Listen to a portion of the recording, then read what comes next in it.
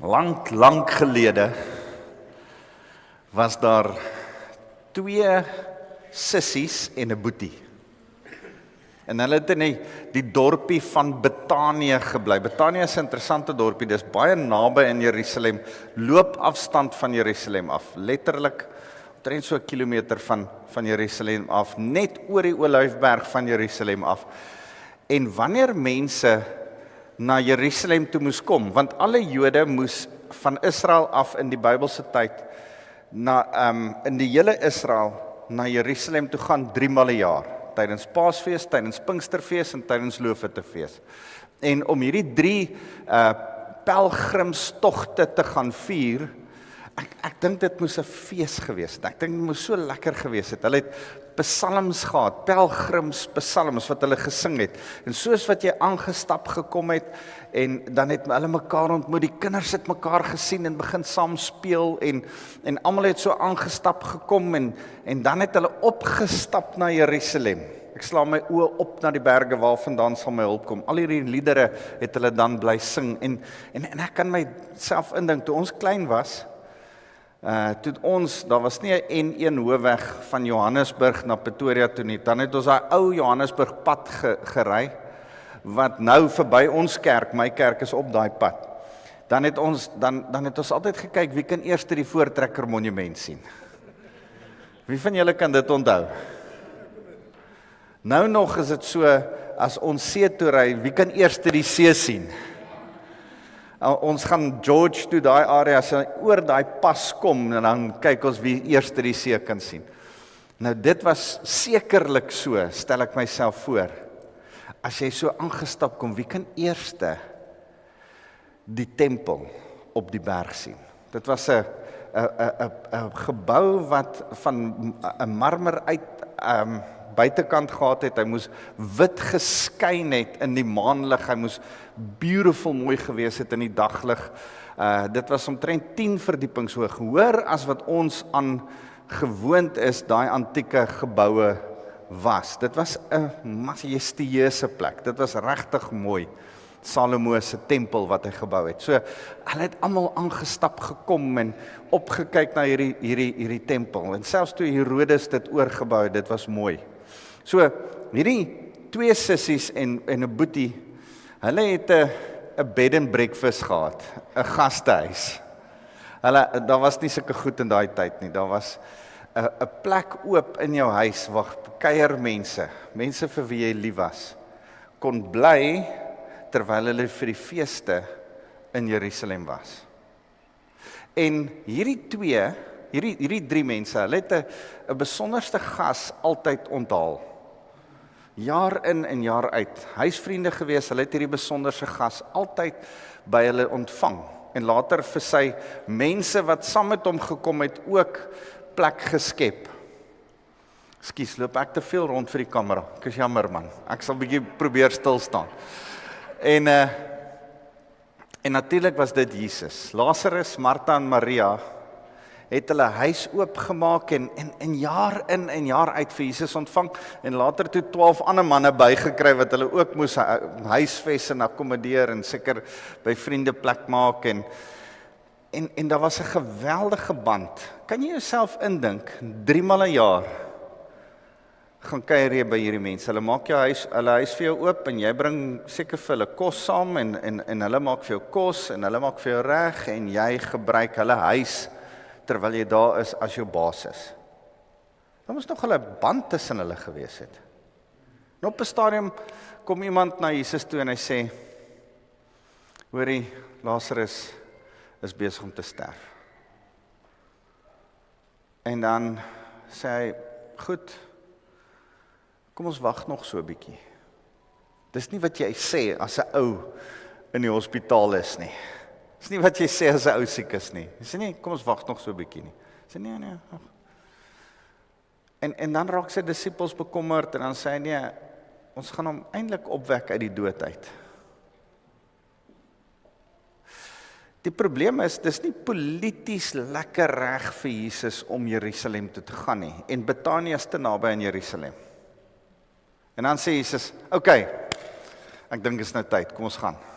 Dan sê Thomas, kom ons gaan Jerusalem toe, dan gaan ons almal doodgaan. Ou Thomas was altyd negatief. Jy kry mos ouens wat sê, die glas is nie half leeg nie. Jy weet mos, jy kry glas is altyd half vol, dan kry jy ouens glas is half leeg, dan kry jy ouens glas is altyd half leeg. En Thomas was een van daai ouens, kom ons gaan maar Jerusalem toe, dan gaan ons doodgaan. En dan gaan hulle Jerusalem toe, en dan hoor hulle sommer as hulle al daar aankom, dat Lazarus al 3 dae dood is. Maar Jesus weet, hy het al vir Thomas en vir die res van die disippels gesê, gaan hulle opwek uit die dood uit, no problem. Dan kom, ek kan nie onthou wie eerste nie, eers Maria en dan Martha, of eers Martha en dan Maria, dan kom hulle na hom toe aangestap. En hulle huil bitterlik, sy vriendinne wat hy al op 'n ander keer gesê het, hey, wow, kom sit jy, Martha, ook hier by my voete, soos Maria hier by my voete sit. Hulle het hom bedien, hulle was lief vir hom, hulle was deel van sy disippels, hulle was volgelinge van hom. Hulle was nie net sy vriendinne nie, hulle was ook sy volgelinge, hulle was in sy kerk. Nou, kom hulle na hom toe aangestap, en hulle huil, want hulle boetie is dood. En hy sê vir hulle, luister, ek gaan hom opwek uit die dood. Eintlik, lees tussen die lyne, ek's hier, ek is die opwekking uit die dood, sê hy. Maar terwyl hulle sien, gebeur iets geweldig belangrik. Sy vriendinne, wat by hom staan en huil, begin hy saam met hulle huil. Hy weet hy gaan Lazarus opwek.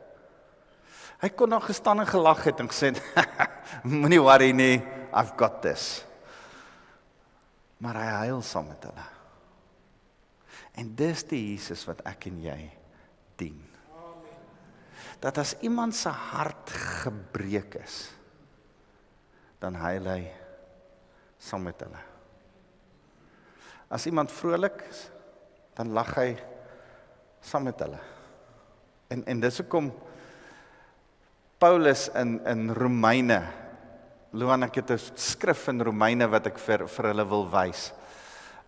Romeine 12 vers 15, wees bly saam met die wat bly is, gaan net so 'n bietjie terug. Wees bly saam met die wat bly is, en treur saam met diegene wat treur. Dit sê Paulus, omdat hy al hierdie goed gehoor en beleef het uit Jesus se lewe het. Ek en jy het 'n Jesus wat ons dien, wat sy karakter is, om saam met Martha en Maria te huil. Al weet hy wat die uitkoms gaan wees. Al weet hy die uitkoms gaan nou positief wees. Hy gaan vir Lazarus uit die graf uit opwek. Die ander storie wat so mooi is ek dink is in Markus 1 vers 40. Het ek Markus 1 vers 40 daarop? Daar's daai mooi skrif, Johannes 11 vers 36. Kyk, Jesus huil, sê die Jode. Hy was baie lief vir Lazarus. Markus 1 vers 40 sê, 'n melaatse kom toe na Jesus, en terwyl hy neerkniel, smeek hy hom en sê, as hy kan hy my rein maak. En Jesus het hom innig jammer gekry. Sy hand uitgesteek, hom aangeraak. Daai woordjie aanraak moet jy mooi hoor. Jy mag nie aan 'n melaatse raak nie, dan is jy onrein. Jy mag nie aan 'n melaatse raak nie, dan moet jy ook uit die stad uit. Jesus hou nie by die reëls nie. Hy raak aan die melaatse en hy sê, ek wil word rein. Hy sê nie word gesond nie, hy sê word rein. Hoekom? Die melaatse se onreinheid is 'n groter probleem as die melaatse se siekte. Hy raak aan hom. Ou Testament is dit interessant. Ou Testament, as iets onrein vuil aan iets skoon raak, word die skoon ding ook vuil. Nuwe Testament, kom Jesus en hy draai alles op sy kop. En hy sê, wanneer iets rein, Jesus, aan iets onrein, die melaatse, by the way, jy, onreine sondaar, wanneer Jesus aan jou raak, maak die skone, nou die vuile weer skoon. En die Here maak jou rein. Ja, prys die Here, ons leef nie in die Ou Testament nie. Ons leef in 'n Nuwe Testamentiese tyd. So, wat die ding wat Jesus hier doen, is uit sy innige meegevoel. Kom genees hy, kom maak hy rein, kom bring hy verlossing, kom herstel hy tot die oorspronklike plan vir hierdie mens, kom bring hy weer versoening tussen hom en die gemeenskap, tussen hom en die Here. Maar daar's iets wat eers gebeur, hy het hom innig jammer gekry.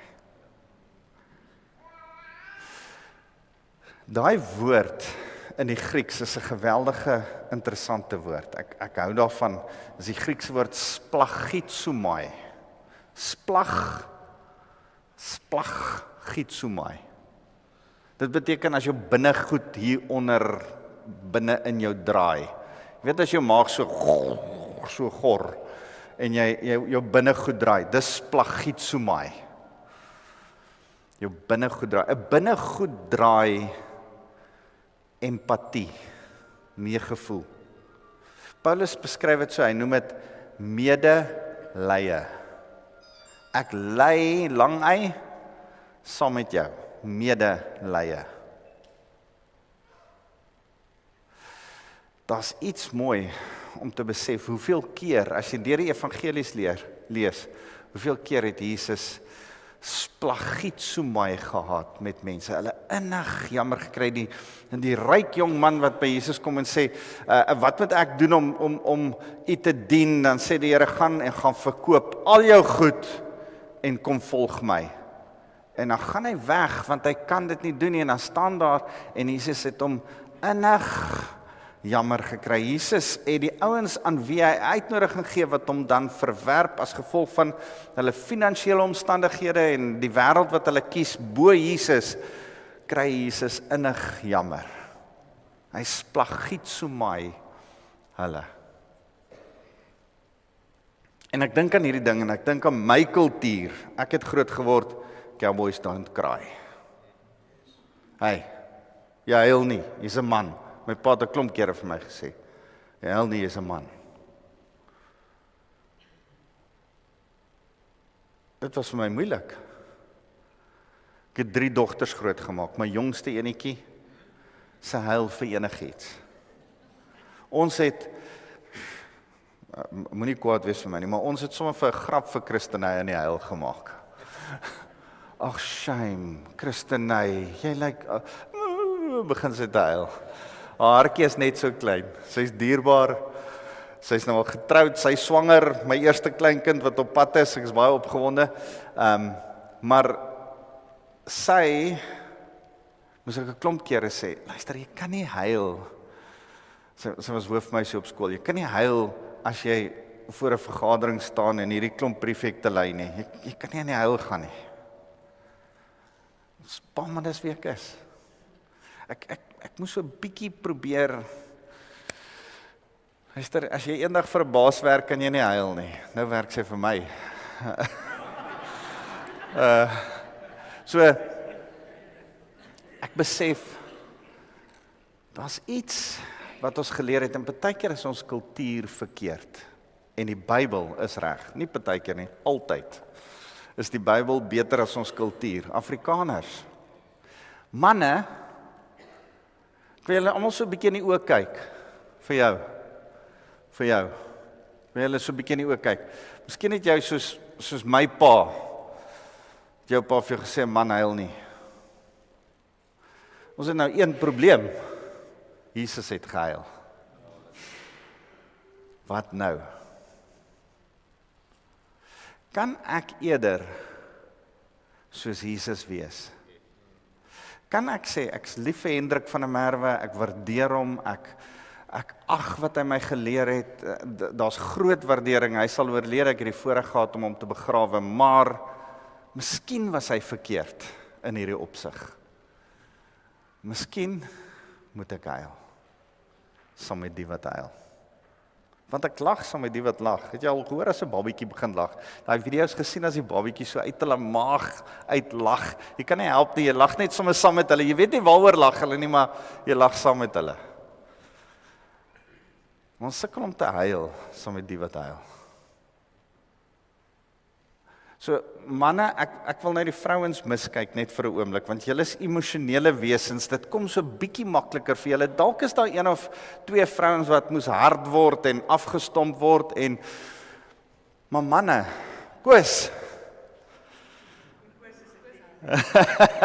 Hy huil. Wanneer laas het jy saam met iemand gehuil? Trane geloop en gehuil. Ek wil vir julle eerlikwaar sê, dis vir my baie moeilik.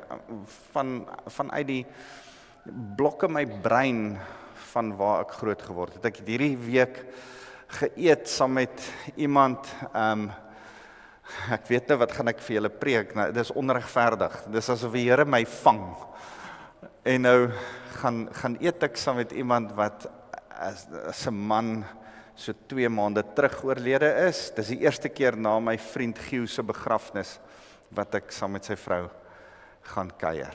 En ek en my vrou sit by haar en nou gesels ons, en terwyl ek oor Gieu gesels, hy was 'n veearts, 'n besonderse ou, en is aan kanker nou onlangs oorlede, en terwyl ek oor Gieu gesels, begin ek net sommer te huil. En hier sit ek in Chunk in 'n restaurant, en ek sê, Here, dis my tyd om te huil. Want Shemaine se hart huil, en ek wil graag saam met haar huil. Ek kies om nou saam met haar te huil. Jong manne, kyk my in die oë. Jy kan huil, jy mag huil. Wel, waar is die jong manne? Al die jonges, meneer, jy mag huil. Daar kom 'n tyd, en ek verstaan as pa en ma sê, nee, seuns moenie huil nie, maar kan ons ook ons seuns leer, daar's 'n tyd om te huil, saam met die wat huil. Dis 'n tyd om empatie en medelee te betoon, saam met ander mense, want dis goddelik, dis wie Jesus is, dis sy karakter. In Hebreërs 4 vers 15, ek dink ek het dit daarop, Hebreërs 4 vers 15 sê, want ons het nie 'n hoëpriester wat nie medelee met ons swakhede kan hê nie, maar een wat soos ons in alle opsigte versoek is, en dit sonder dat hy gesondig het. Hy het medelee met ons. Hy het al saam met ons gelei en weet hoe ons voel en het empatie met hoe ek en jy voel. Daarom moet ek en jy empatie met ander mense hê, al is hulle sondaars. Jy mag maar saam met jou kollega huil wat 'n sondaar is en deur huweliksprobleme gaan. Of wat 'n sondaar is en nou net gehoor het, daar's ernstig fout met sy kind. Jy mag huil saam met 'n vriendin, of sy die Here dien of nie die Here dien nie. Maak nie saak nie. Jy mag huil saam met iemand wat op die oomblik deur moeilike omstandighede gaan. Ek wil vanoggend vir jou kom sê, dis wat die Here van jou verwag. Dis deel van sy karakter. Dis deel van ons heiligmaking. Dis deel van die pad wat ons saam met hom moet stap. Soms so 'n bietjie ons Afrikaner emosies uit te sort. En te sê, Here, my kultuur kom nie bo my volg van U nie. My volg van U, my Christendom kom bo my kultuur. Ek wil net hierdie goedjies bietjie regpak. Here, U is eerste. U karakter in my lewe is eerste. Ek mag maar huil. Wat meer is, Jesus gee ons 'n opdrag om empatie met mense te hê. En Lukas 6 vers 36 dan sê hy dit. Julle moet barmhartig wees soos julle Vader barmhartig is. Jakobus 5 vers 11 sê Jakobus, die broer van Jesus, dit ook. En ek dink, as die broer van Jesus dit sê, kom ons lees gou dit. Kyk, ons beskou hulle wat volhard as gelukkig. Hulle het gehoor van Job se volharding en hulle het die Here se einddoel met hom gesien en dat die Here vol medelee en ontferming is. Ek dink in die laaste tyd, ek en my een dogter gesels so baie oor Jakobus, die broer van Jesus, wat die eerste pastoor van die gemeente in Jerusalem was. En dat hy hom die Here noem, Sjoe, dit moet moeilik wees om jou boetie die Here te noem. Want jy het saam met hom groot geword, maar jy het medelee gesien in hom. Jy het dit elke dag beleef en daarom kan Jakobus ook sê, hey, die Here het met ons medelee. So, ek wil julle by hierdie mooi ding uitbring. Psalm 145 vers 9, as julle gou vir my daai skrif kan wys. Gaan ek gou aan. Psalm 145 vers 9, die Here is goed vir almal en sy barmhartigheid strek oor al sy werke. Die Here is goed vir almal en sy barmhartigheid. Nou, dis hy selfe woord so splagietsomai, maar nou is ons in die Hebreëus. Gaan vir my een slide terug. Die Hebreëse woord is ragam. Ragam is hierdie mooi ding. Dit beteken, soos die binnegoed omgee van die Here, is dit eintlik 'n baarmoeder liefde omgee. Is wat ragam. As die woord barmhartig, medelee, in die Ou Testament gebruik word, kom dit van hierdie woord af. En dan beteken dit dat die Here jou soos 'n ma haar babietjie binne in haar voor omgee, omvou, toevou met haar liggaam. So gee die Here om vir jou. Sjoe, dis vir my so mooi. Is dit nie beautiful nie? Baarmoeder omgee is wat die Here oor jou voel. Dis sy barmhartigheid, dis sy medelee oor jou. Gaan kyk 'n bietjie Genesis, ek het Genesis 43 vers 30, dink hy's daarop.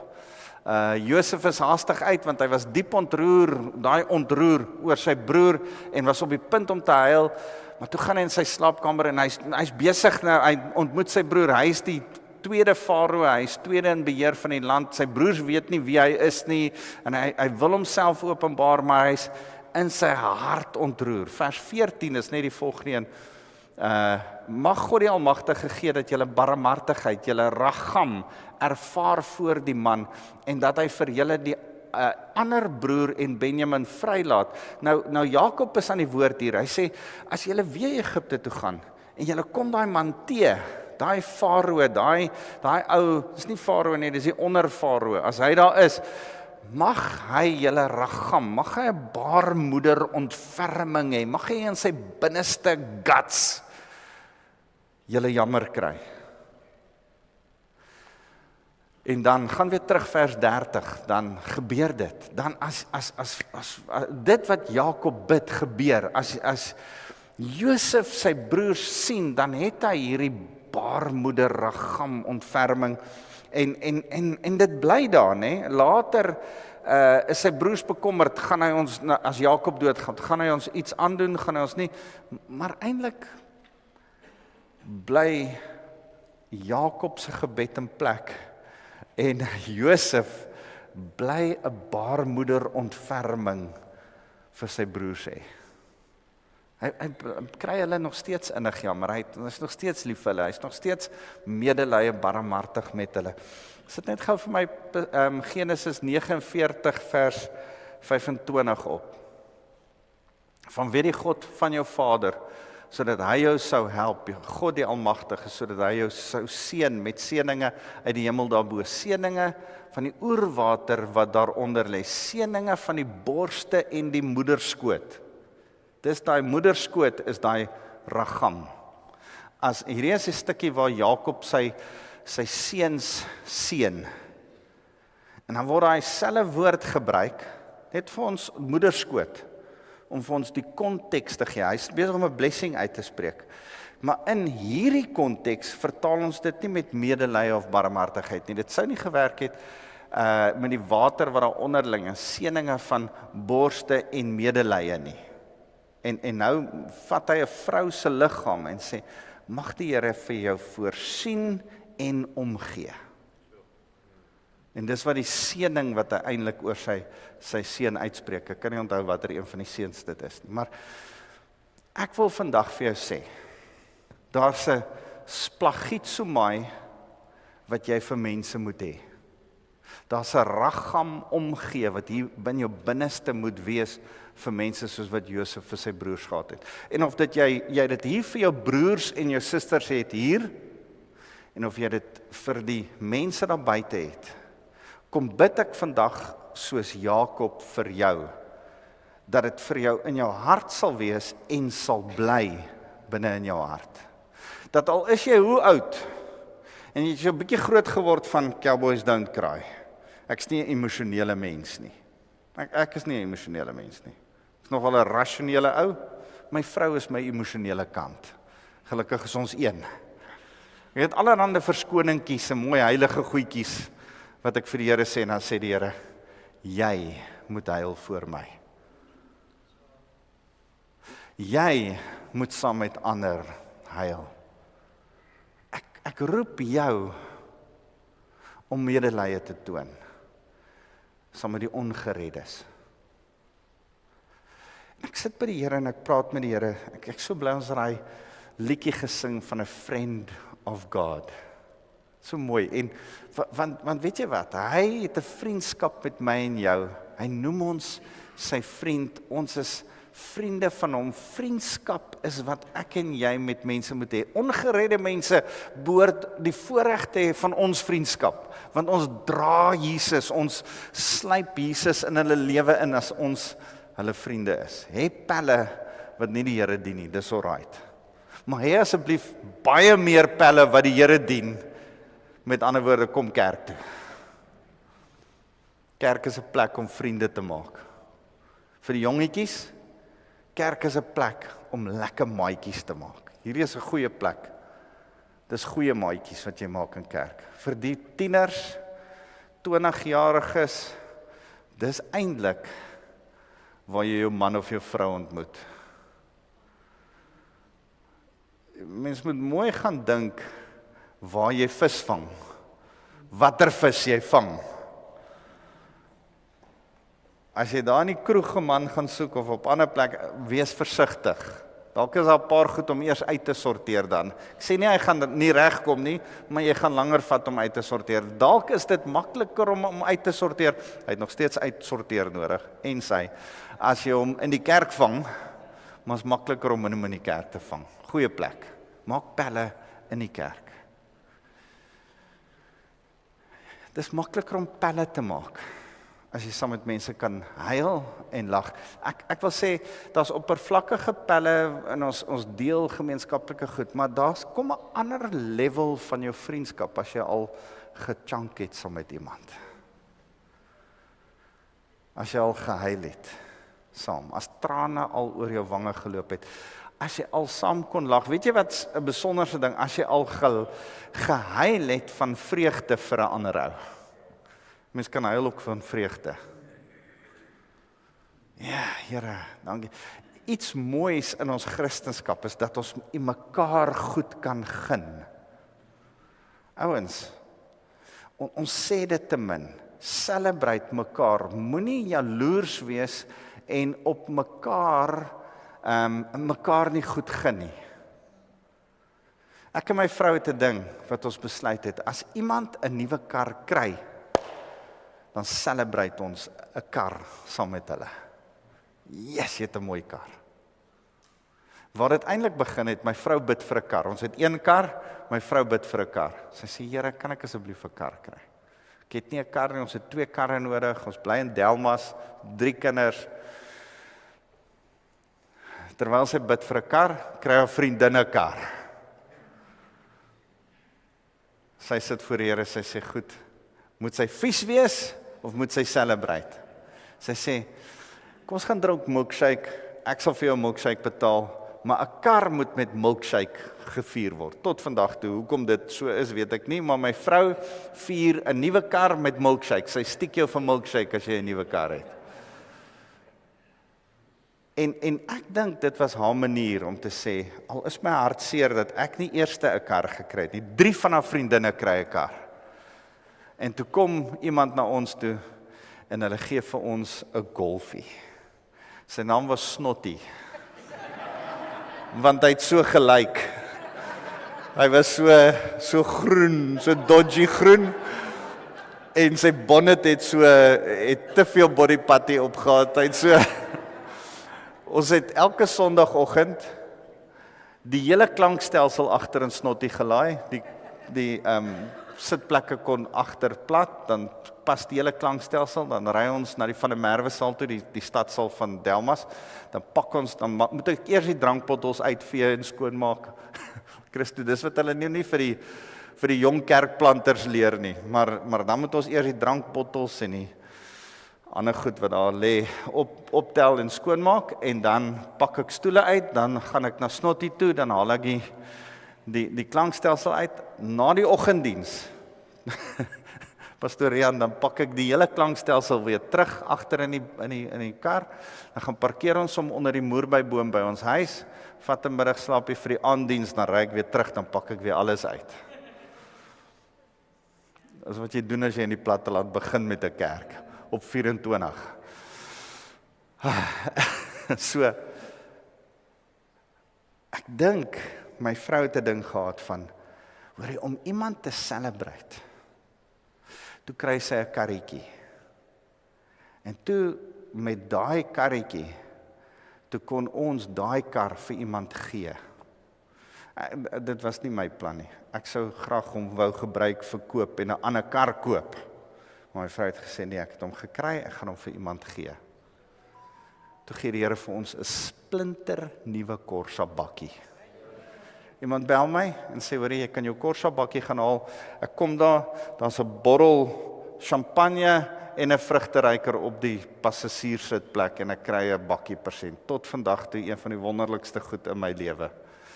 En die Here het ons gebless. Maar ek dink, my vrou herinner my gereeld daaraan, daai is eintlik haar bakkie gewees, omdat sy vir Snotty weggegee het. So, en ek het 'n ding geleer by my vrou, van gun iemand anderste iets. As iemand anderste iets niets kry, celebrate dit saam met hulle. Lag saam met hulle. Lag uit jou maag uit van bly wees saam met hulle. As iemand swaar kry en deur 'n slegte ding gaan, moenie een kant staan nie. Simpatie beteken, sjoe, ek's jammer vir jou. Empatie beteken, ek klim saam met jou in jou seer in, en ek chunk saam met jou, asof dit ek is, wat ook gehoor het van hierdie slegte nuus, seer gekry het, of deur hierdie slegte ding gaan. Ek sit met 'n naby familielid, wat erge depressie het. En ek dink, ek moes deur hierdie hele pad 4-5 jaar nou stap, van rowwe depressie. En ek dink ek kon hier van die kant af sê, sjoe, en in die begin was dit so, hoorie, miskien, ek cringe om te dink waar ek was met haar in die begin. En nou het daar tyd gekom, sy stap sommer so van hulle huis af, in die oggende as ek werk aan my preek, dan kom sy so in my kantoor in, en dan kom sit sy daar, en dan huil sy. Sit net en huil, en huil, en huil. Is gelukkig nou baie beter, ek praat nou van seker so 'n jaar en 'n half terug. Sy is nou in ons kerk, en dit gaan goed, en die Here het haar herstel, dit gaan regtig baie beter met haar. Maar ek moes leer om my pen neer te sit, my Bybel toe te maak, en saam met haar te huil.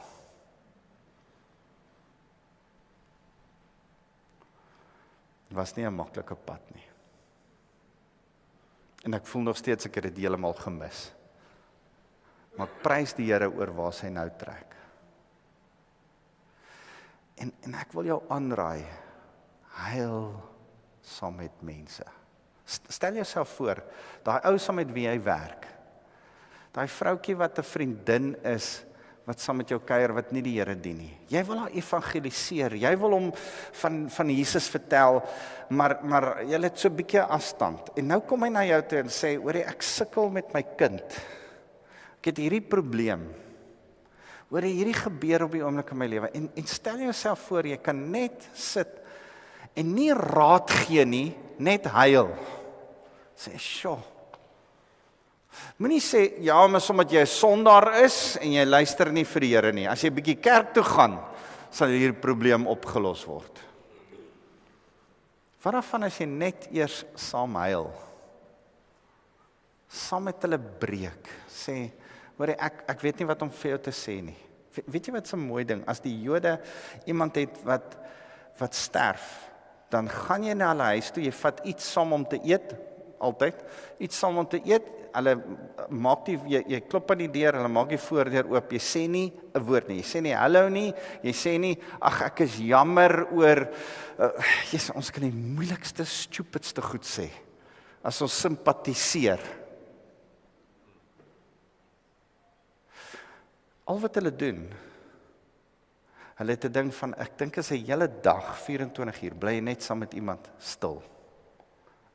Al wat jy mag doen, jy huil saam met hulle, dis al. En ek het geleer om fisies vir mense te sê, wat nou net iemand aan die dood afgestaan het, om te sê, kan ek net saam met jou huil? Niks anders te nie. Ek vra hulle toestemming om asseblief net saam met hulle te kan huil. Ek sê nie, die Here het die beste blommetjie vir sy tuin kom pluk, of ek weet nie wat, snert alles ons kan glo nie. Kan ons weer net saam met mense huil? Want dis wie Jesus is. En as ons nou nagmaal gebruik, dan wil ek hê dat ons net weer vir die Here sal sê, Here, as Jakob gebid het, dat sy seuns in Josef se teenwoordigheid, wat hy nie geweet het Josef is nie, Racham, innerlike meegevoel, sal hê, dat hierdie vreemde koning, daar's daai mooi skrif in Lukas 2 vers 52, wat sê, en Jesus het gegroei in guns by God en by mense. Dit is my altyd lekker, ek wil dit sommer oor jou kom toeseën, dat by die werk, jou baas, guns sal hê vir jou, hy like jou. As hy jou gesig sien, dat hy so in sy huis sal sit en sê, ek sien nou daai ou se gesig, ek like daai ou. Mag jy groei in guns by God en by mense. As jou juffrou jou gesig sien, daar van die skool, en sy braai vanmiddag, mag sy sê, yes, ek like hy lady. Dis nou 'n oulike kind daai. Ek hou van daai kind, ek hou van daai mens. Ouens, kan ek dit toebid op jou? Maak dit sin? Vat jy dit? Groei by God is die belangrikste, groei by mense in guns is ook belangrik. Wil jy hê dat jy in mense se oë moet groei in guns? Huil saam met hulle, lag saam met hulle. Maar kan ek jou 'n secret weapon vertel? Luister vir hulle. Empatie begin by luister. Ons is in 'n besige wêreld. Ons is haastig en ons is besig en wanneer jy vir iemand luister, dan luister jy vir hom, maar jy het klaar die antwoord in jou kop en jy wil net hê hy moet klaar praat sodat jy die antwoord kan gee en delete. Maak skoon jou kop, maak skoon jou oë, luister vir hom, kyk hom in die oë, sê al die regte mountjies en grinkies, ja, moenie ja sê en nie luister nie. Mans, dis nou die tyd dat jy so met jou vrou maak. Kyk hulle in die oë. Manne, ek sê altyd vir my mannegroep, ek het 'n mannegroep 5:00 tot 6:00 donderdagoggend en ek het 'n vaste reëling met my manne en ek check hulle op hierdie een en dan sê ek vir die manne in die middag tussen 5 en 6 is jy jou vrou se beste vriendin. Jy luister net vir haar. Vrouens soek nie 'n raadgewer nie, hulle soek nie 'n probleemoplosser nie. Die probleem is ons manne is gebou om probleme op te los. Ons wil hulle kom uitsort. Nou kom hulle van die werk af, hulle vertel alles wat vandag gebeur het en ons sê, jy moet dit doen, jy moet so maak, sê vir daai ou dit, ek sal môre kom en daai ou uitsorteer. En al wat hulle eintlik wil doen is, hulle wil jou net vertel. Hulle soek net jou ore, hulle soek nie jou hande nie. Hulle soek 'n vriendin. Sy asseblief nie 'n man wees tussen 5 en 6 in die aande nie. Wees 'n vriendin vir hulle. Luister vir hulle. Hulle soek jou ore, manne. En partykeer is dit moeilik vir ons om net ons ore te gee. Ons wil ons brein en ons raad en ons hande en alles gee. Maar dis nie wat hulle nou soek nie. Daar's 'n ander tyd. Luister, daar's 'n ander tyd om hulle lover te wees. Nie tussen 5 en 6 nie. Hulle soek asseblief net nou tyd wat julle saam sit, koffie drink, kos maak, whatever julle doen, daai tyd van die middag. Sy kom nou van die werk af, wat julle roetine ook al is, maar daar moet ergens in die dag 'n tyd wees wat jou vrou kom afpak. Emosies download. Hulle werk so, manne. Complicated wesens, hulle werk so. Hulle pak emosie af. En ons dink, hoekom moet jy dit doen? Sorry vrouens, dis hoe mans is. Ons is baie uncomplicated. Ons het nie 'n download van emosies of die vermoë om dit te kry nie. Ons het nie die vermoë om die download van die emosies te verwerk nie. En daarom, manne, moet jy so 'n bietjie anders te kom dink. Jy moet 'n uur lank op 'n dag 'n vrou wees. Daar agter. 1 uur. Gee my net 1 uur 'n dag. En wees 'n girl. 'n beste vriendin vir haar, wat net vir haar luister. Nie raad gee nie. Jy maak koffie. As ons kan luister, maak ons mense se harte oop. Wanneer jy luister, kan jy evangeliseer. Jy het nie raad nodig om vir iemand die evangelie te deel nie. Jy het ore nodig. Wanneer jy vir iemand luister en mooi hoor wat hulle sê, gaan die Here vir jou die deur oopmaak sodat jy in liefde op die regte plek die ding kan sê wat die Here in hulle lewe inkom en goed oopbreek. Ek dink dit is altyd goed om te leer hoe om te evangeliseer. Caroline? Maar luister ver voordat jy begin praat. Gee om. Ek het so 'n paar goed net vir jou daar opgesit, as jy daai skyfie kan opsit. Luister, as jy luister, vra meer, vra vir meer, sê, hoorie, vertel my meer van wat jy sê, som op, so met ander woorde, jy sê, verbaliseer dit, ek kom agter, jy voel hieroor, en erken mense se gevoelens as geldig, moenie sê, en nou begin hulle jou storie vertel, en sê, jy moes gehoor het wat met my gebeur het verlede week. Shut up. Julle het nie vandag gedink, die pastoor gaan dit vir julle sê nie. Maar kan daar 'n tyd kom, wat jy jou mond hou en die ander ou se storie eers hoor? Maak dit sin? Is dit tyd om stil te bly?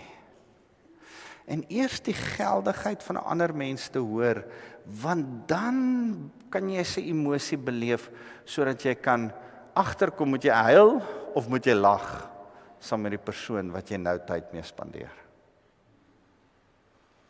Ek wil afsluit deur te sê, ons het hierdie unieke manier hoe die Here ons gemaak het, en sielkundiges noem dit dat ons so 'n refleksie ding, emosie in ons het. Ons reflekteer binne in ons hoe die ander ou voel.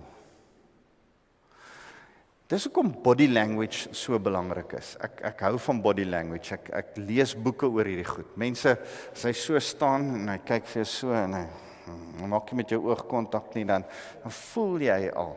Maar as 'n ou by jou gaan staan en hy kyk jou in die oë en hy sien in jou gesig dat jy's lief vir hom, dan respond hulle anders teenoor jou. Jy moet luister. Jy moet oop wees, jy moet jou gees oopmaak om ander mense te kan bedien en vir hulle lief te wees. Te sê, Here, gebruik my. Die Here is lief vir mense. Jy moet lief wees vir mense. En waaroor ons eintlik praat is liefde. As ons vandag nagmaal gebruik, mag ons weer vir die Here sê, manne, spesifiek julle, Here, dankie dat u emosioneel ook is. U het gehuil en u het gelag. Here, ek wil met my emosies U ook kom dien. Nee, toe ek in die gereformeerde kerk groot geword het, was emosies is nie deel van ons aanbidding van die Here nie. Gelukkig prys die Here in die Pinksterkerk. Ja, ons kan huil vir die Here en ons kan lag vir die Here. Kan ons emosies ook vir mense kom heilig?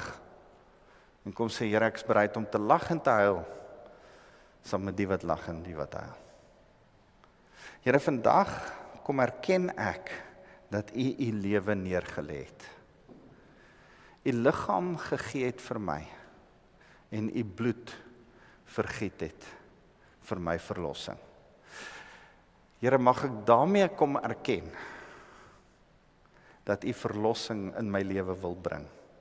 Dat U my verlos het, maar ook my lewe wil gebruik om verlossing deur middel van my na ander toe te bring. En daarom moet ek vir hulle luister, daarom moet ek saam met hulle huil. En daarom moet ek saam met hulle kan lag. So ek wil jou uitnooi, kom haal vir jou nagmaal hier voor, en as elkeen nagmaal het,